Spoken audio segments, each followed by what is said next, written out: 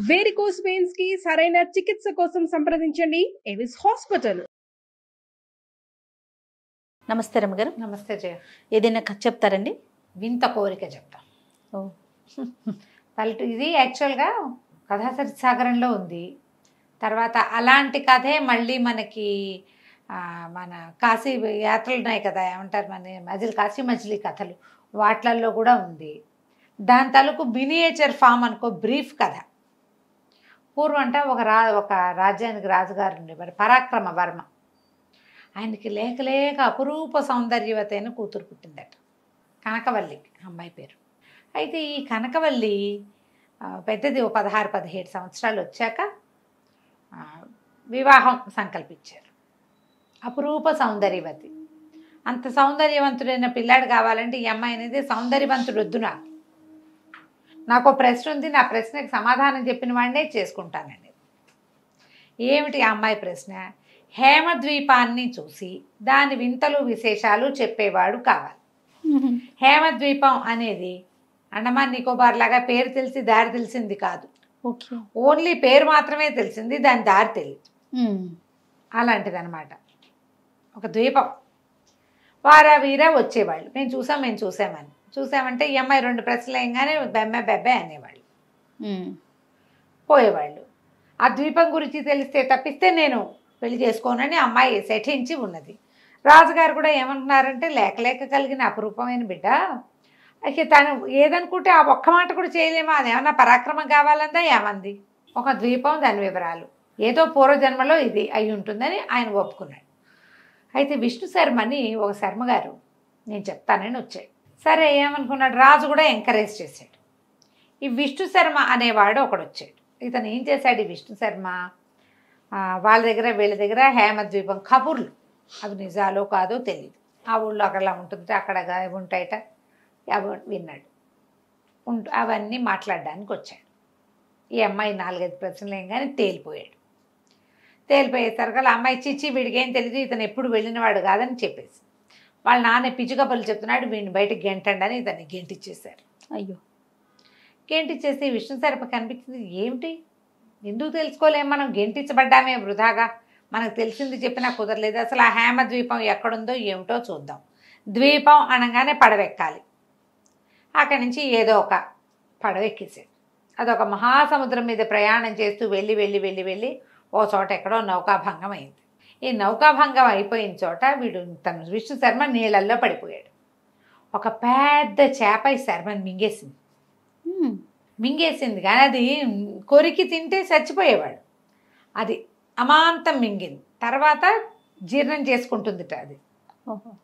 సరే ఇతను ఏం చేశాడు, ఆ చేప పట్టలో ఉండిపోయాడు. ఆ చేప ఇతని బరువుకి ఎవరికో వాళ్ళలో దొరికేసింది. దొరికేసరికి సత్యవంతుడనే ఒక రాజుగారు ఉన్న ద్వీపంలో ఈ చేప దొరికింది. అక్కడ సముద్రంలో కొట్టుకొచ్చింది. వీళ్ళు వలేసేసరికి సరిగ్గా అదే సమయానికి దొరికితే ఏదో వింతగా ఉంది చేపని, ఆ చేపను ఒడ్డుకు లాక్కొచ్చారు. రాజుగారు అదే టైంగా సత్యవంతుడని ఆయన వ్యాహ్యాలకు వచ్చాడు. వ్యాహ్యాలకు వచ్చి చూసి ఏమిట్రా వింతగా ఉంది, ఏం మింగేసిందో కోసేయండి చూద్దామన్నాడు. కోసేసేసరికల్లా కొస ప్రాణంతో ఉన్న విష్ణు శర్మ అందులో నుంచి బయటపడ్డాడు. ఆయన ఆశ్చర్యపోయాడు, ఎంత విచిత్రం, చేప మింగటం ఏమిటి, వాడు బతికుండటం ఏంటి, ఎంత ఆయుష్ ఉందో వీడికి అని చెప్పి వాడిని లేవదీసి ఏదో కాస్త భోజనం పెట్టించి మందు మాకు వేయించి, చేప పొట్టలో రకరకాల వాటితో కలిసి ఉన్నాడుగా వాసన పాపం. సరే అవన్నీ కడిగిచ్చారు, వాష్ చేయించారు, స్నానాలు చేయించారు, తిళ్ళు తిప్పలు పెట్టించారు, తన దగ్గర ఉంచుకుంటే ఇతను అన్నాడు, మరి నాకు హేమద్వీపం వివరాలు కావాలండి, నేను దానికోసమే బయలుదేరాను, నా జీవితానికి పెద్ద ముడేసుకుని కూర్చుంది ఆ హేమద్వీపం, అవమానపడి బయటికి రావాల్సి వచ్చింది, నాకు దాని వివరాలు ఇప్పించండి అంటే ఈయన అన్నాడు, హేమద్వీపం సంగతి నాకు కూడా తెలియదు, కాకపోతే నేను ఈ వచ్చే వారం రాహుల ద్వీపానికి వెళ్తున్నా, అక్కడికి ఎందరో మహానుభావులు వస్తారు, మరి ఈ పడవల్లో తిరిగే వాళ్ళు చాలామంది వస్తారు, వాళ్ళల్లో ఎవరినైనా ఈ హేమద్వీపం అనే ప్రత్యేక ద్వీపం గురించి కనుక్కుందాం, నువ్వు మాతో రా అని చెప్తే ఓ 10-15 రోజులు రాజుగారితో పాటు చక్కగా ఉండి తర్వాత ఆయనతో కలిసి బయలుదేరాడు. బయలుదేరితే ఈ వారం 10 రోజులు ఈ విష్ణు శర్మను చూసి ఈయన ఏమనుకున్నాడట, ఈ సత్యవంతుడు పిల్లాడు చక్కగా ఉన్నాడు, ఎక్కడో పరదేశి అయినా కూడా చాలా బాగున్నాడు మనిషి, రాజకుమార్తె తన పని అయిపోతే రాకుమార్తెనిచ్చి పెళ్లి చేసి తన ద్వీపానికి రాజుని చేసి తన ఇంట్లోనే ఉంచుకోవాలనుకున్నారు. కంపెనీ నచ్చిందనమాట. ఓకే. ఆ విషయాన్ని ఆయన ఇంట్లో చెప్పాడు, అమ్మాయికి చూపించాడు కూడా, ఇతను నీకు ఓకేనా అని.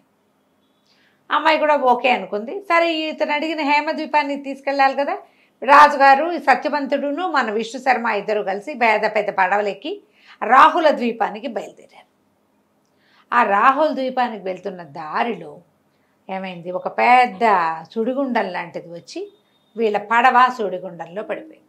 సత్యవంతుడు తేలలేదు. అయ్యయ్యో. కానీ విష్ణు శర్మకి ఒక కొయ్య పలక దొరికింది.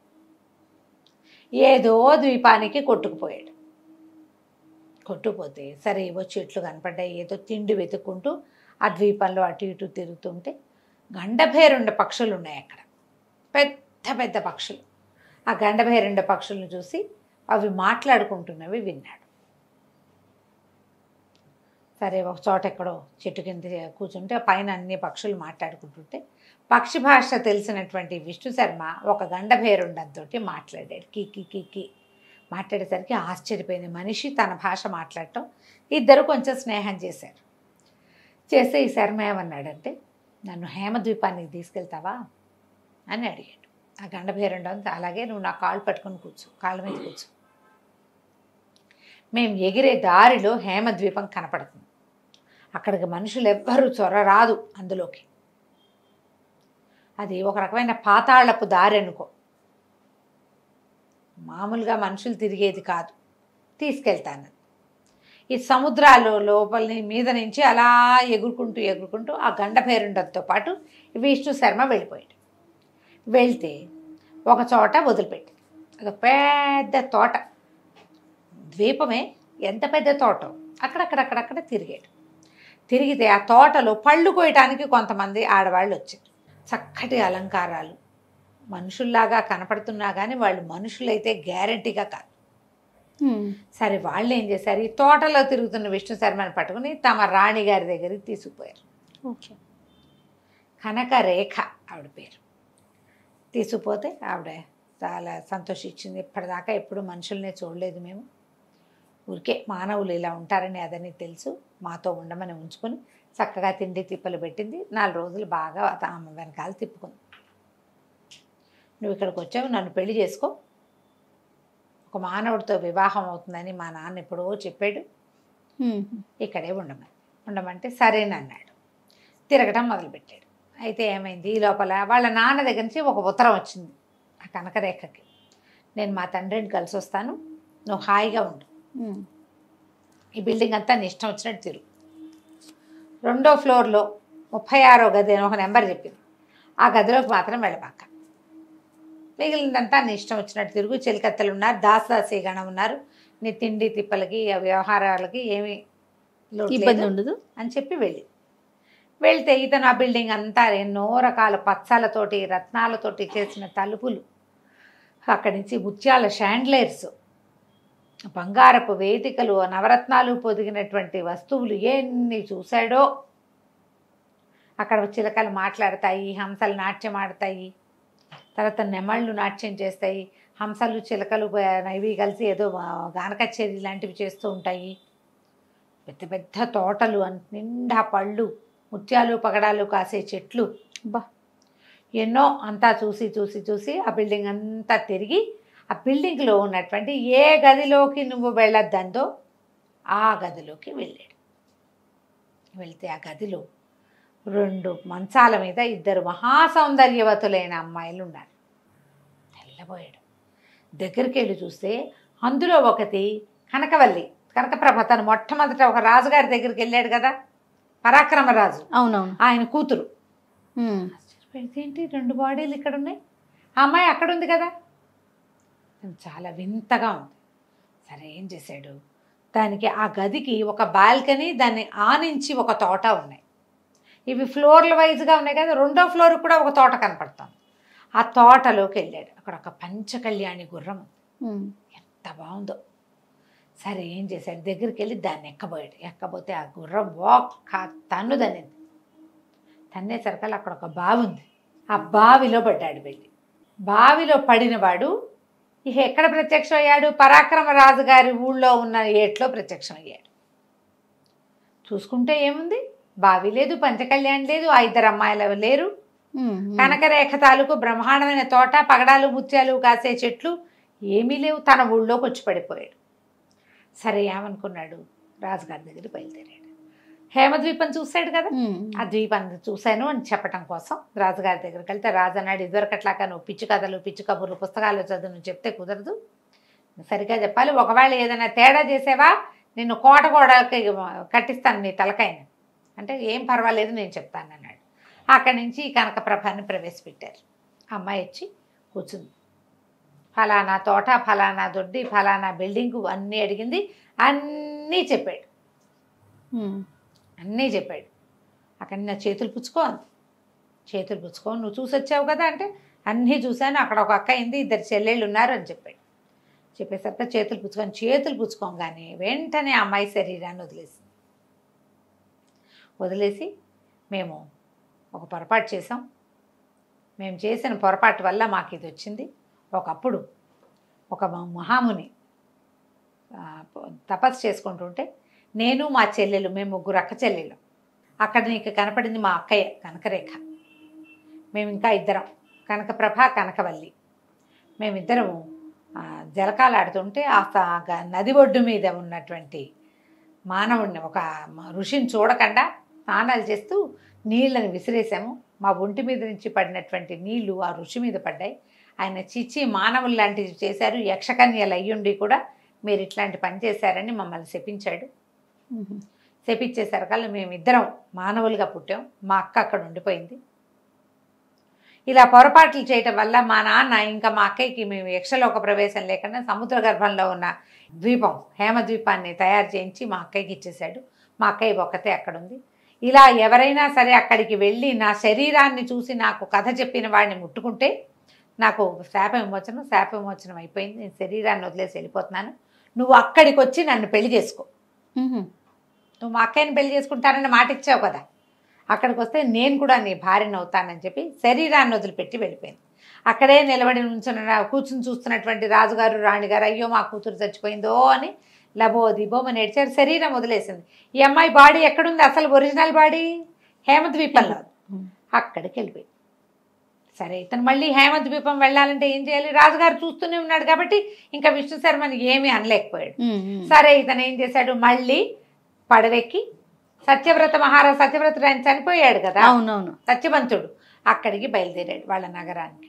వాళ్ళ నగరంలో షిప్ ఆగేసరికి అక్కడి నుంచి రాహుల ద్వీపానికి వెళ్ళాలి ఇతను. ఆ దారిలో కదా ఇది జరిగేది. అవును, ఇప్పుడు రాహుల ద్వీపానికి వెళ్ళే దారిలో సుడిలో దూకితేనే మళ్ళీ తను అక్కడికి చేరతాడు. బోళ్ళంతుంది కథ. అక్కడికి వెళ్ళాలంటే మళ్ళీ ప్రయత్నం చేయాల్సింది. ఇక్కడికి వెళ్ళేసరికల్లా ఏమైంది, ఇతను ఇట్లా పడవ ఆగంగానే కొంతమంది సైనికులు సిద్ధంగా ఉండి యువరాణి గారు మిమ్మల్ని తీసుకురమ్మన్నారు, మీరు ఎప్పుడు వస్తారా అని చూస్తున్నామని చెప్పి చేతులు పుచ్చుకుని తీసుకెళ్ళిపోయారు. తీసుకెళ్ళిపోయేసరికల్లా అక్కడికి వెళ్తే ఆ అమ్మాయి అపురూపమైన సౌందర్యవతి. కానీ ఇతనికి గుర్తొచ్చింది, ఈ కనపడ్డేతున్న అమ్మాయి ఎవరో కాదు, తను హేమద్వీపంలో ఇద్దరు అమ్మాయిల శరీరాలను చూశాడు. అందులో ఒకతేమో కనకప్రభ, రెండోది ఈ అమ్మాయి. ఓహో. ఆ అమ్మాయి ఏం చెప్పిందంటే, నువ్వు హేమద్వీపం చూసావా అని అడిగింది. చూశాను, ఇప్పుడు నేను అక్కడ చూసినవన్నీ నేను మా యువరాణికి చెప్పాను అన్నాడు. ఏమేమి చూసావో చెప్పు అంది చేతులు పుచ్చుకుని. నేను కనకవల్లిని కనకరేఖను కలిశాను, అక్కడ 2 డెడ్ బాడీలు చూశాను, పంచకళ్యాణి నన్ను ఒక తన్ను తన్నిదనగానే ఈ అమ్మాయి వెంటనే శరీరాన్ని వదిలేసింది. నేనే ఆ 3వ దాన్ని, మేము 3 అక్క చెల్లెళ్ళం, పద మనం వెళ్ళిపోదాం, నువ్వు ఇంకో రకంగా అక్కడికి చేరవు, కిందటిసారి నీకు అవకాశం లభించింది కాబట్టి చేరావని అమ్మాయి ఒక చప్పట్లు చరిచింది. రాణిగారు చూస్తూనే ఉంది, ఆవిడికి తెలుసు శాపగ్రస్త అయిన యక్షకన్య తమకు పుట్టిందని. ఆ తండ్రిని బతికించి పంపిస్తాం, ఆయన సముద్ర గర్భంలో ఎక్కడో పడిపోయాడు అని చెప్పి తల్లికి చెప్పి చప్పట్లు తరితే ఒక మేఘం వచ్చిందిట కిందకి. ఆ మేఘం మీద కూర్చుని ఈ కనకవల్లి విష్ణు శర్మ ఇద్దరు కూర్చుని వెళ్ళిపోయారు. ఈ అమ్మాయి వెళ్తూ వెళ్తూ ఆ మేఘానికి చెప్పింది, నా తండ్రి అయిన సత్యవంతుణ్ణి రాజ్యానికి మళ్ళీ చేర్చు అని. ఈ అమ్మాయిని హేమద్వీపానికి వెళ్ళిపోయింది అమ్మాయితో సహా.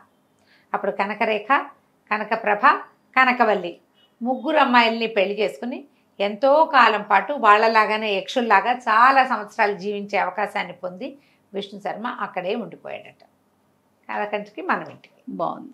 వాళ్ళ నాన్న తిరిగి వచ్చేసాడు. తండ్రి తిరిగి వచ్చేసాడు. ఆయన రాజ్యం ఆయన చేసుకున్నాడు. ఎవరో పిల్లల్ని పెంచుకున్నారు ఆ తర్వాత వాళ్ళు. నమస్తే. నమస్తే జయ. సుమన్ టీవీలో మీ పర్సనల్ అండ్ బిజినెస్ ప్రమోషన్స్ కోసం కింది నెంబర్కి కాంటాక్ట్ చేయండి.